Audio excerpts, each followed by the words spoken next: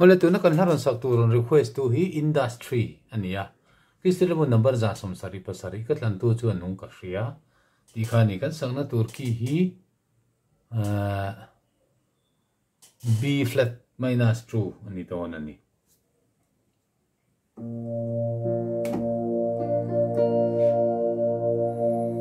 Katlan tu cuan nung tika ria khovela ro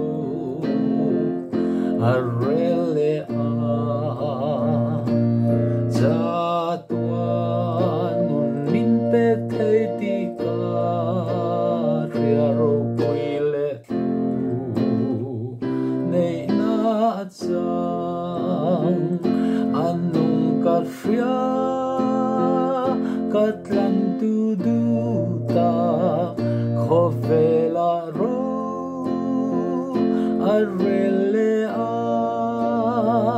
min pengei don chatuan anun na ro puile tu nei na chang atu tiam lenzel fo vakai min tiam thon don lo ti karfria tatak sahiral maselang amma kala mudon siya anung karfria katlan tu duta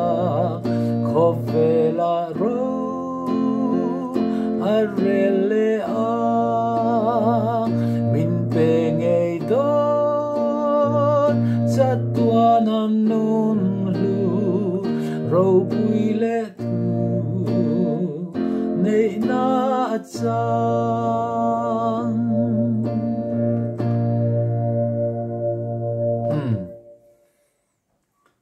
atunon top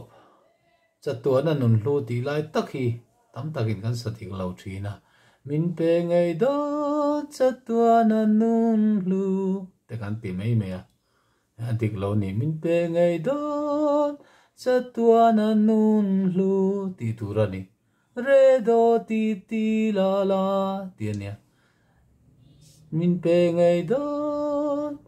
chatuan anun lu ti turani Ngayon to pot may aron request to ka industry ani.